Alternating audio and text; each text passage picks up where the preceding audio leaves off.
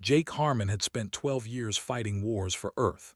He had seen blood on a dozen worlds. He had watched friends die and enemies fall. Now he was tired.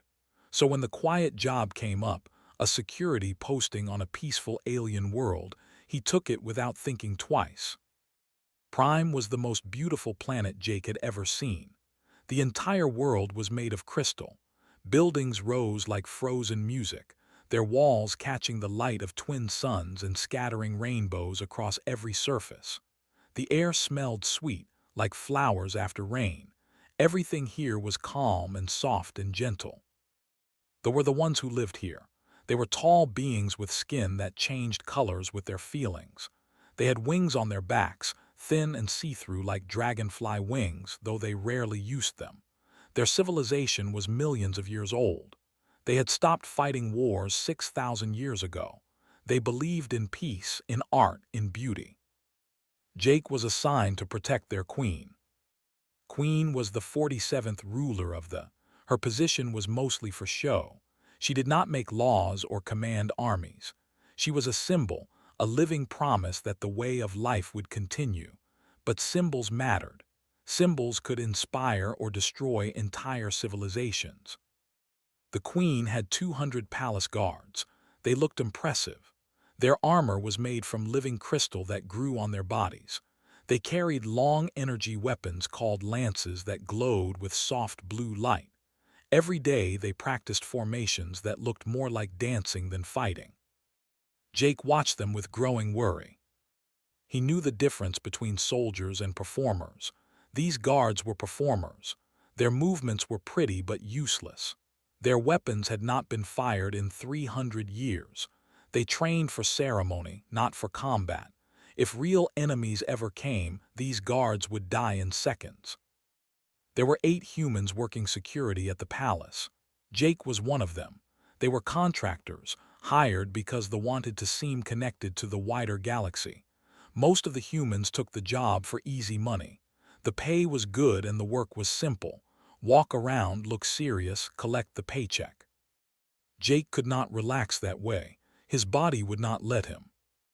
During his first month, he mapped the entire palace. He walked every corridor at least 10 times. He found the weak points in the walls. He identified the places where attackers could hide. He discovered old passages that were not on any official map. He stored emergency supplies in secret locations throughout the building. His supervisor was a named counselor. Skin was usually a calm gray color that meant he was slightly bored. He noticed Jake's strange behavior and called him in for a meeting. "You act as though you expect disaster," said. His skin flickered pale blue, showing confusion. "Nothing bad has happened here for over 1,000 years. The palace is the safest place in the entire Confederation." Jake kept his voice calm and respectful. "That's a long time for luck to hold, counselor. I prefer to be ready." Skin turned dismissive gray again. "Humans are so strange. You see danger everywhere. This is why your species spends so much time killing each other. You cannot accept peace." Jake did not argue. He had learned long ago that some lessons could only be taught by experience. People who had never faced violence could not understand it. It was like trying to explain water to someone who had never been wet. But he kept preparing anyway. Every night while the palace slept, Jake walked the corridors and memorized escape routes. Every week he checked his hidden supplies. Every month he updated his mental maps. The other human contractors thought he was crazy. One of them, a young man named Danny, laughed at him during dinner one evening. "Relax, old man," Danny said. "This is the cushiest job in the galaxy. Nothing happens here. Nothing is ever going to happen here. Just enjoy the view and count your money." Jake smiled and said nothing. He hoped Danny was right. He really did. The queen noticed him eventually. It happened during a formal reception. Hundreds of nobles filled the great hall, their colorful skins creating a living rainbow. Jake stood at his post near the wall, watching everything, trusting nothing. Queen walked up to him directly. This was unusual. Royalty did not usually speak to guards, but she looked at him with curious eyes and her skin shifted through soft pastel colors. "You are the human who walks at night," she said. Her voice was like music, soft and flowing.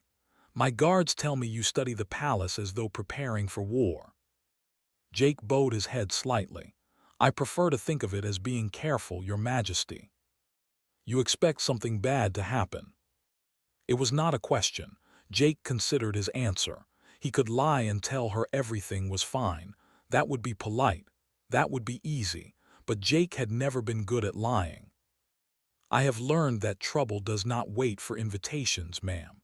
It comes when it wants, not when we are ready." The Queen's skin changed through several colors he could not read.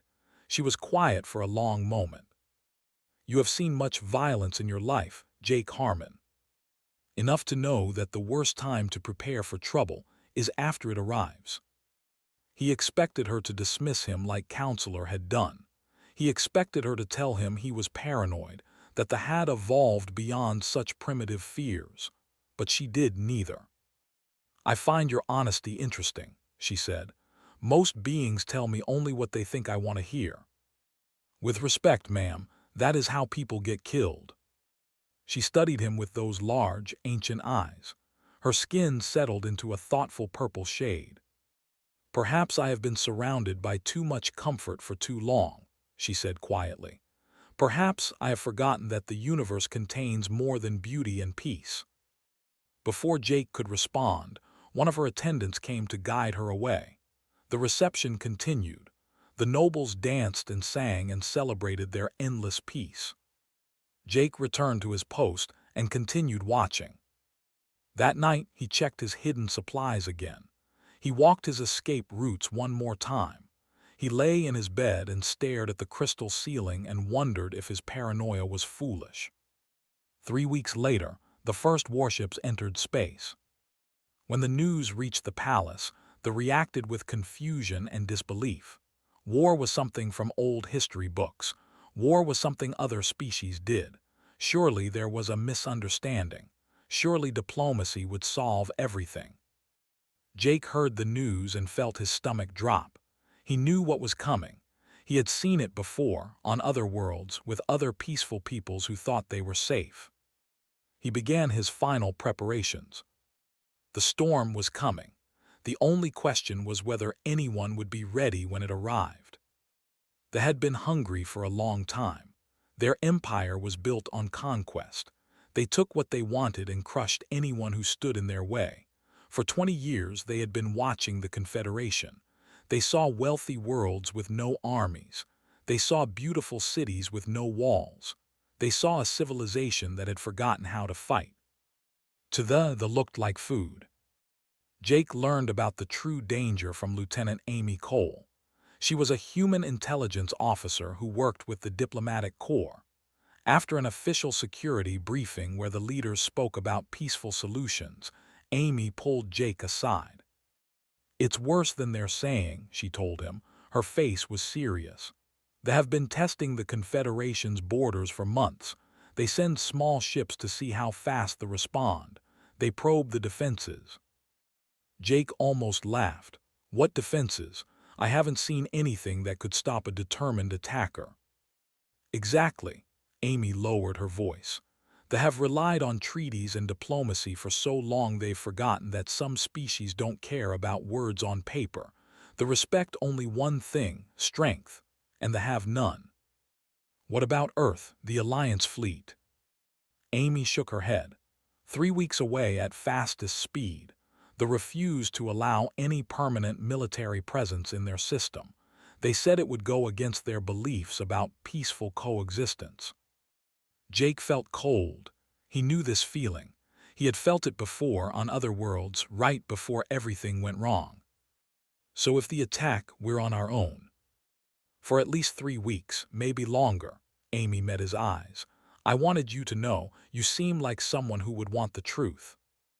Jake thanked her and left. His mind was already working, planning, preparing. That night he contacted the other human security contractors. He gathered them in a storage room where they could talk privately. Some of them, like Danny, still thought he was overreacting. but others listened. If the guards will be useless, Jake explained. They've never seen real combat. They'll freeze or panic or run. We need to be ready to act on our own. A woman named Bates spoke up. She was older than most of the contractors, with sharp eyes and steady hands. What do you suggest? We establish communication protocols, fallback positions, emergency meeting points.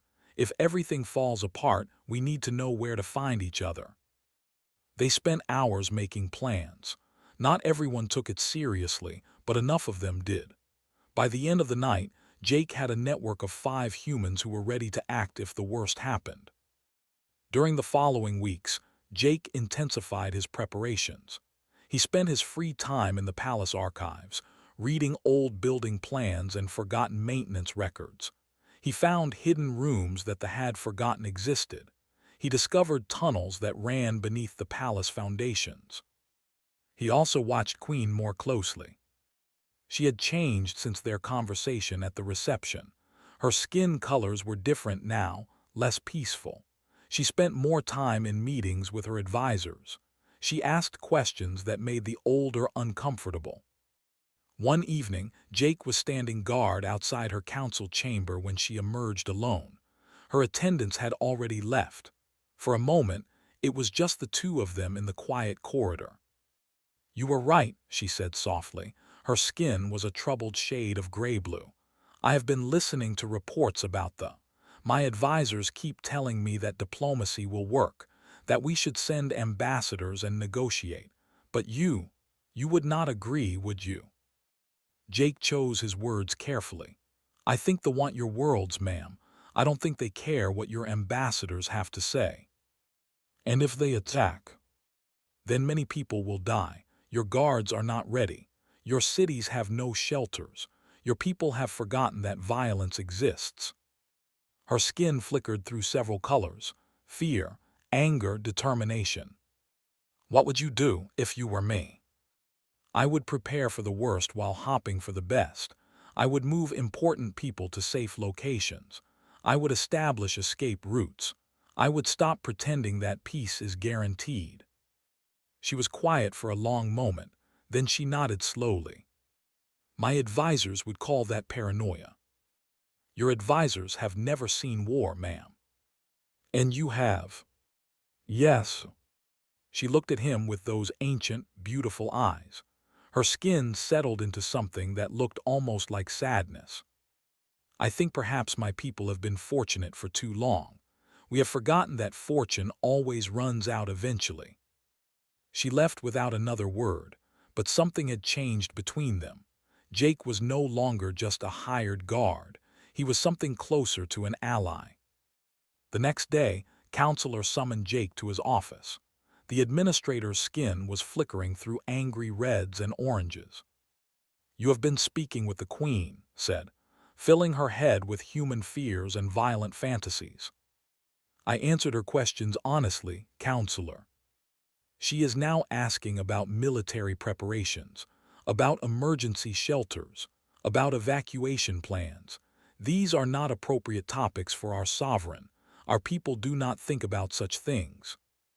Jake kept his voice calm. "Maybe they should start." Skin flared bright red. "You forget your place, human. You are hired help, nothing more. They have survived for millions of years without your species' input.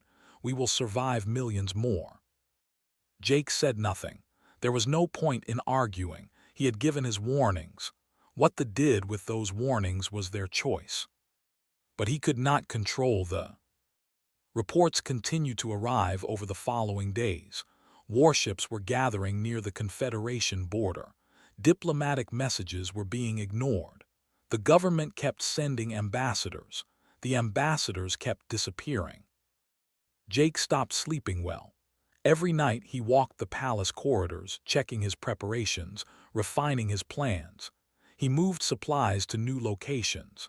He memorized the faces of every guard, noting which ones seemed alert and which ones were just going through the motions. 3 days before the attack, Amy Cole found him during his night patrol. "The fleet is moving," she said. Her face was pale. multiple warships heading directly for Prime. Our intelligence suggests this is the main assault force. How long? 72 hours, maybe less. Jake closed his eyes. He had hoped he was wrong. He had hoped they were right and diplomacy would work. But hope was not a strategy. Does the Queen know? She's being briefed now, but the Council is already talking about sending more ambassadors. Amy's voice was bitter. They still think this is a misunderstanding. Jake thanked her and continued his patrol. His mind was working through scenarios, calculating odds, planning for disasters. In 72 hours, everything would change. The only question was how many people would survive the change. He thought about the Queen, about her troubled gray-blue skin and her questions about preparation. He thought about the guards who danced instead of fighting. He thought about Counselor's angry certainty that nothing bad could happen. And he kept walking the corridors, kept checking his preparations, kept getting ready for a storm that everyone else refused to see coming. They were coming, and when they arrived they would learn that peace was not a shield, it was just a word. The attack came at the hour of quiet reflection. This was the time when most entered a state of deep meditation. The palace was silent. The guards stood at their posts with closed eyes, their minds drifting in peaceful dreams. Jake was awake. He was always awake during these hours. While others rested, he walked his routes and checked his preparations. On this night, he was in the eastern wing when he felt the first tremor. The crystal walls shook. A deep rumble rolled through the building like distant thunder. Jake's combat instincts, dormant for months, snapped awake instantly. He activated his communication unit. All human personnel, this is Harmon. Report your status and move to defensive positions. Responses came quickly. Bait was awake and moving. 3 others confirmed they were heading to their assigned locations. Danny did not respond. Neither did 2 contractors who had quarters on the far side of the palace. A second explosion hit, closer than the first. Jake looked up through the crystal ceiling and saw the night sky burning. Bright streaks of weapons fire cut through the darkness. Assault craft were descending on the palace grounds. They had come. Jake ran. His body knew what to do. Years of training took over. He sprinted through the eastern corridor, past the Hall of Ancient Light, toward the Queen's chambers in the central tower. Along the way, he passed guards who were stumbling out of their quarters in confusion. They looked lost. Their skin flickered through colors of fear and disbelief. Some of them had not even put on their armor. They stood in the corridors, staring at the burning sky, unable to understand what was happening. "Get to your defensive positions," Jake shouted at them. "The palace is under attack. Move." But they did not move. They could not move. Their minds had never prepared for this moment. Their training had never included real violence. They were frozen, like animals caught in bright light. Jake kept running. He reached the Queen's antechamber to find chaos. About 12 guards had gathered there, but they were milling about without purpose. Their energy lances were held at awkward angles. Their armor was incomplete. Counselor was trying to restore order, his skin flashing urgent reds and oranges. "We must follow the emergency protocols," was saying. His voice was high and panicked. "The protocols call for organized evacuation through the main corridors." "The main corridors are probably already compromised," Jake said, pushing through the crowd. "Where is the Queen?" Before anyone could answer, the world exploded. One of the antechamber walls collapsed inward. Stone and crystal flew through the air like deadly rain. Through the dust and smoke, Jake saw shapes moving. Large shapes, soldiers. They were nightmares made flesh. Each was twice the size of a human, covered in natural armor that looked like dark stone. They had 4 arms, each one carrying a weapon. Their faces were flat and brutal, with small eyes that showed no mercy. They moved like professionals. They entered the room in formation, spreading out to cover all angles. Their weapons began firing before the dust had settled. The guards died in seconds. Their beautiful crystal armor shattered under military-grade plasma fire. Their energy lances never discharged a single shot. They fell where they stood, their skin flashing through colors of shock and pain and then going dark forever. Jake grabbed Counselor and threw both of them behind a heavy stone column. He drew his sidearm, a standard plasma pistol that suddenly felt very small and weak. The screaming stopped quickly. They were efficient. In less than 30 seconds, every guard in the antechamber was dead. "Where is the Queen?" Jake demanded, keeping his voice low. Skin had gone completely white. His entire body was shaking. "Her chambers, the inner sanctuary, there is a passage, behind the fourth pillar." Jake looked across the room. They were checking bodies, making sure everyone was dead. He had maybe 10 seconds before they started searching for more targets. He fired 3 shots around the edge of the column. The plasma bolts were not strong enough to penetrate armor, but they forced the soldiers to take cover. Jake used that moment to sprint toward the fourth pillar. He found the hidden door. It was a seamless panel that opened when he pressed the right spot. He pulled through and sealed the door behind them. The passage was narrow and dark. Jake switched on his helmet light and moved quickly, stumbled behind him, still shaking. The guards whispered. They didn't even fight, they just died. "They weren't soldiers," Jake said. His voice was flat, focused. "They were dancers in armor. That's what happens when dancers meet killers." They reached the Queen's inner sanctuary. The room was beautiful, filled with soft light and floating crystals. Queen stood in the center, her skin cycling through rapid patterns of fear and determination. 2 young attendants cowered in the corner. "Your Majesty, we need to leave, right now." "My guards." "Gone, all of them, I'm sorry." Her skin flickered through grief and shock, but only for a moment. Then it settled into something harder. "What do we do?" "I know a way out. An old tunnel I found in the archives. It leads outside the palace walls."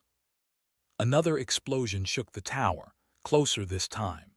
Jake could hear voices in the corridor outside the main door. They were searching room by room, methodical and thorough. "How do we know the tunnel is safe?" asked. His voice was steadier now, though his skin was still pale. "I checked it myself, last month." Jake met the Queen's eyes. "Do you trust me?" She held his gaze. Outside, they were getting closer. The sounds of weapons fire echoed through the palace. Somewhere, people were screaming. "Yes," she said, "I trust you." Jake led them through a hidden door at the back of the sanctuary. The tunnel beyond was old and dusty, carved through the palace foundations long ago. They moved in single file, Jake in front, bringing up the rear. Behind them, they heard the break into the sanctuary. There were shouts of frustration when they found it empty. Then the sounds faded as the group moved deeper into the tunnel. The darkness was complete. Only Jake's small light showed the way. The attendants were crying softly, was breathing hard. The Queen walked in silence, her skin glowing faintly in the darkness. After what felt like hours, they emerged into a small courtyard on the palace's northern edge. The night air smelled of smoke and burning. Weapons fire lit up the sky in flashes of white and red. Jake had prepared this place. He found his hidden supplies, water and medical kits, and a backup communication unit. He checked the perimeter while the others caught their breath. "Where do we go now?" the Queen asked. "The diplomatic compound, about 2 kilometers north. It has reinforced walls and there should be other humans there." He activated his communication unit. "Cole, this is Harmon. Do you read?" Static, then a voice. "Harmon, this is Cole. Where are you?" "Outside the palace, northern courtyard. I have the Queen and 3 others." "Understood. We're holding the compound, but they are between you and us. They're setting up checkpoints. Looks like they're searching for something." Jake glanced at the Queen. Her skin was calm now, a steady blue. She understood. "They're searching for me," she said quietly. "Can you make it here?" Amy's voice crackled through the speaker. Jake looked at the burning sky, at the smoke rising from the palace, at the distant sounds of patrols. 2 kilometers through a city under attack, with 3 civilians who had never experienced violence. "We'll find a way," he said, "Harmon out." He turned to face his small group. The Queen, the Counselor, 2 terrified attendants. "Stay close, move when I move, stop when I stop. Don't make any sound unless I tell you to." They nodded. Their faces were pale with fear, but they were ready. Jake checked his weapon. 12 shots, 12 chances to keep them alive. He led them into the burning night. The city was dying around them. Jake led his group through streets he had never walked before, but his instincts guided him. He knew how to move through a combat zone. He knew where enemies would look and where they would not. He found the shadows, the alleys, the spaces between destruction. The city had been beautiful once. Crystal towers had reached toward the sky like frozen dreams. Gardens had bloomed with flowers that glowed in the darkness. Now those towers were crumbling. Those gardens were burning. They were not just conquering, they were erasing. Queen walked behind Jake in silence. Her skin had settled into a calm blue that Jake was beginning to understand. It was not peace, it was acceptance. She had seen her world begin to die, and she had decided to keep moving anyway. The attendants were struggling. They were young, maybe equivalent to human teenagers. They had never experienced anything harder than a difficult dance lesson. Now they were stumbling through rubble while monsters hunted them. One of them, a girl with pale pink skin, kept crying quietly. The other, a boy with green coloring, had stopped making any sound at all. Counselor surprised Jake. The administrator who had dismissed human paranoia was now moving with grim determination. His ceremonial robes were torn and dirty, but he helped the attendants over obstacles and kept them moving when they wanted to stop. They traveled in short bursts, run to cover, wait, listen, run again. Jake's eyes never stopped scanning the darkness. His ears tracked every sound. Twice he pulled the group into hiding just seconds before patrols passed by. They were hunting. Jake could see their pattern. They were moving in organized sweeps, searching every building, checking every street. They wanted something specific. They wanted the Queen. If they captured her, they could force the government to surrender. If they killed her, they could break the spirit of her people forever. Either way, the Queen was the key to everything. Jake had to keep her alive. They were 2 blocks from the diplomatic compound when Jake heard the worst sound possible. Heavy footsteps behind them. Multiple contacts, close and getting closer. He made a quick decision. "Move," he said quietly. "Into that building, don't stop, don't look back." He pushed the group toward a damaged structure on the left side of the street. Then he took up position behind a burned-out vehicle and waited. 3 soldiers came around the corner. They were moving in formation, weapons ready, scanning for targets. Jake studied them for half a second. 3 enemies, military training, heavy armor, advanced weapons. He had 12 shots and a brain that had survived 100 firefights. He fired first. His plasma pistol could not penetrate their armor, but he was not aiming for their bodies. He targeted the sensors on their helmets, the joints in their weapons, the small gaps in their protection. One stumbled as its targeting system sparked and died. Jake threw his flash grenade. The small device exploded in a burst of white light that was designed to blind and confuse. They roared in surprise. Jake used that moment to run. He caught up with the group inside the building. It was an old residential structure, damaged but still standing. Multiple exits, good cover, bad news. "Keep moving," Jake ordered, "straight through out the back." "They saw us," said. His skin was flashing rapid yellows of fear. "They'll follow." "Yes." "Then they'll catch us. They're faster, stronger." Jake knew was right.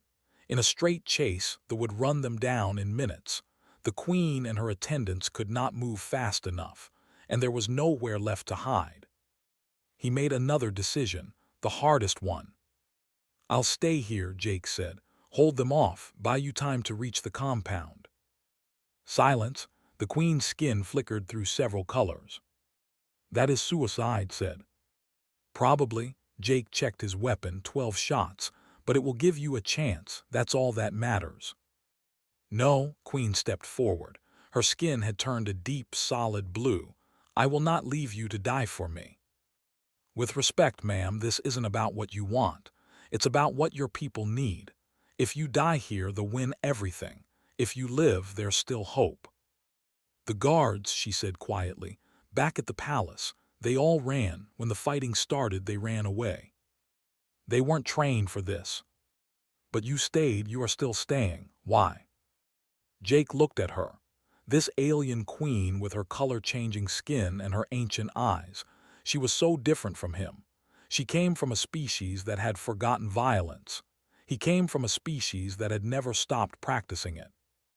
But some things were the same everywhere. "Because some people are worth protecting," he said simply, "and some things are worth dying for." Outside, they were getting closer. Jake could hear them coordinating, planning their approach. They would not be fooled by the same trick twice. "Go," Jake said.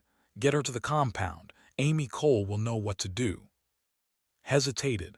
Then he grabbed the queen's arm and pulled her toward the back of the building. The attendants followed, stumbling and scared. Queen looked back at Jake one more time. Her skin was showing colors he had never seen before. Grief, gratitude, something else he could not name. Then she was gone. Jake moved to the front of the building. He positioned himself behind a fallen wall where he could see both entrances. He checked his weapon one more time. 12 shots, that was all he had. 12 chances to buy time for a queen he barely knew. The first came through the doorway. Jake put 2 shots into its face. The creature's armor held, but the impact staggered it. Before it could recover, Jake had moved to a new position. The second tried to flank through a window. Jake had anticipated that. He fired twice more, targeting the joints where armor met armor. The creature roared in pain. 8 shots left. More were coming.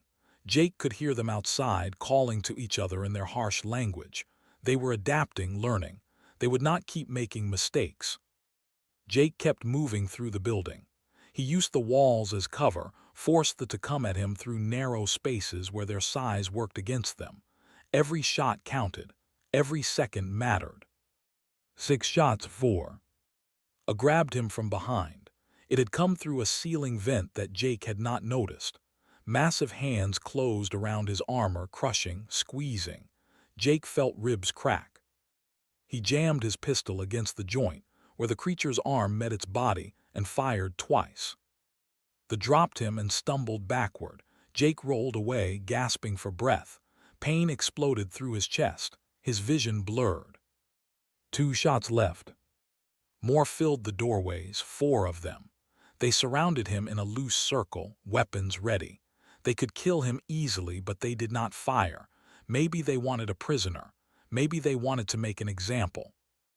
Jake stood in the center of the ruined room. Blood ran down his face from a cut above his eye. His armor was cracked. His ribs screamed with every breath. But he was still standing. And every second he stood was a second the queen was farther away. Every moment he survived was a moment she got closer to safety. The lead raised its weapon. Jake raised his pistol. 2 shots, 4 enemies, broken body, no hope. But humans did not need hope. Humans just needed a reason to keep fighting. He had found his reason. They stepped forward, and then the wall behind them exploded. The explosion filled the room with smoke and fire. Jake threw himself to the ground as debris rained down around him. Through the chaos, he saw shapes moving, not smaller, faster, human. Alliance soldiers poured through the shattered wall. They moved in perfect formation, their weapons blazing. Heavy plasma rifles, the kind that could actually hurt armor, military-grade equipment. Professional killers doing what they did best. The four who had surrounded Jake died in seconds. They never had a chance. They had expected one wounded human with a nearly empty pistol. They got a full assault squad with enough firepower to crack a starship. Lieutenant Amy Cole appeared at Jake's side. She grabbed his arm and pulled him behind cover. "Alliance Rapid Response Team," she shouted over the weapon's fire. "We had a fast attack carrier doing training exercises 3 systems away. When they got our distress call, they pushed their engines past safety limits to get here." Jake coughed blood. "The Queen." "Safe, got her to the compound 10 minutes ago. She wouldn't stop talking about the human who stayed behind." Amy looked at Jake's injuries and her expression tightened. "Medic, over here." Around them, the Alliance soldiers were finishing their work. The in the building were down. More soldiers were spreading through the streets, engaging enemy patrols, breaking their search patterns. The sound of heavy weapons fire echoed across the city. Jake slumped against the wall. The adrenaline was fatting. Pain was rushing in to fill the empty spaces. His ribs were definitely broken, probably some internal bleeding. He had felt worse, but not by much. A medic reached him and started working. Shots for pain, nano-bandages for the wounds, stabilization foam for the broken bones, field medicine at its finest. "The fleet?" Jake managed to ask. Amy's grim expression softened slightly. "Withdrawing. Turns out they were counting on a quick strike. Take out the Queen, throw the government into chaos, make the Confederation surrender before anyone could respond. They weren't prepared for a real fight." "Because they don't fight." "No, but humans do," Amy smiled. "And you bought us enough time to get here." The battle for the city lasted another 3 hours. They had committed their forces to a fast assault, expecting no resistance. When resistance arrived in the form of Alliance warships and ground troops, they pulled back. They were conquerors, not martyrs. They would find easier prey elsewhere. By morning, the fires were dying down. The crystal towers that still stood caught the light of the twin suns and scattered broken rainbows across the ruined streets. They emerged from wherever they had hidden during the night. They looked at their damaged city with skin colors of grief and shock. Jake spent 2 days in a medical facility. His injuries were serious but not fatal. The doctors, both human and, patched him up well enough to walk, well enough to answer questions. There were many questions. Alliance officers wanted to know about the attack, the tactics, the palace defenses. Officials wanted to understand how everything had gone so wrong. Counselor came to see him, his skin cycling through colors of shame and gratitude. "I owe you an apology," said. His voice was quiet. "I dismissed your warnings. I called you paranoid. I was wrong." Jake shrugged, then winced as his ribs protested. "You believed what you had always believed. That's not a crime." "It almost got my queen killed." "Almost doesn't count. She's alive. That's what matters." Was quiet for a long moment. The guards who ran, the ones who fled when the fighting started, they are being quietly removed from service. Their families are ashamed. Many of them have gone into seclusion. "They shouldn't be ashamed," Jake said. "They were never taught how to be brave. That's not their fault. It's the fault of people who thought bravery would never be necessary." 3 days after the attack, Queen summoned Jake to her temporary chambers. The palace was still being secured and cleaned. Too many bodies to recover. Too much damage to repair quickly. The Queen looked different than she had before. Older somehow, though only days had passed. Her skin moved through colors that Jake was starting to understand. Grief for her people, determination for their future, and something else when she looked at him. Something warm. "My advisors tell me I should not have survived," she said. "The assault was precisely planned and overwhelming. Every calculation showed my death as nearly certain." "Calculations don't account for stubbornness, ma'am." "No, they do not." She moved closer to him. They also do not account for whatever quality makes a single human stand against impossible enemies to protect a queen he barely knows. Jake thought about the moment in that ruined building.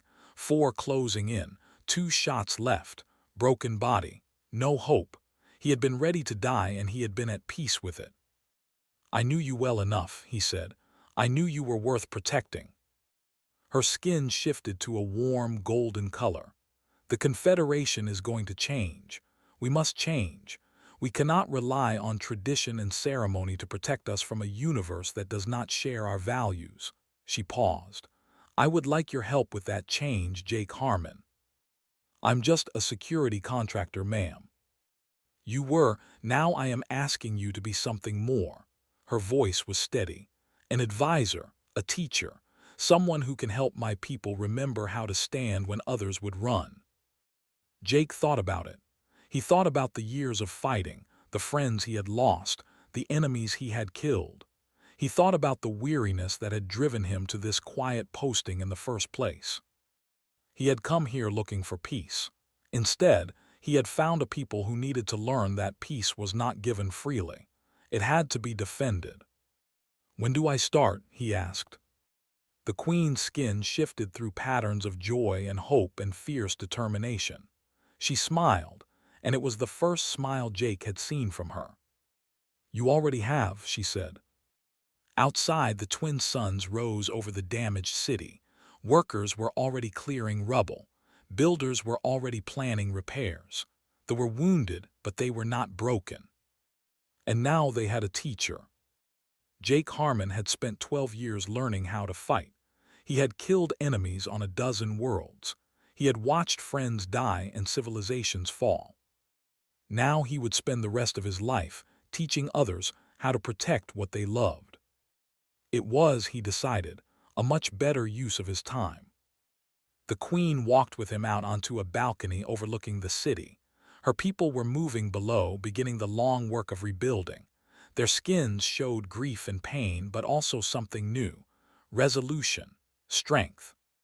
"When the first attacked," she said quietly, "I was told that all my guards had fled or fallen. 200 trained soldiers. None of them stood." She looked at Jake. "But one human stayed." "That's what humans do, ma'am. We stay." She nodded slowly. Her skin was warm gold again. "Then teach us," she said. "Teach us how to be like humans. Teach us how to stay." Jake looked out over the wounded city, at the broken towers and the burning gardens, and the people who were choosing to rebuild instead of surrender. "It would be my honor," he said. And somewhere out in the darkness of space, they were retreating. They had expected easy prey. They had found something else entirely. They had found humans. And humans, they were learning, did not run.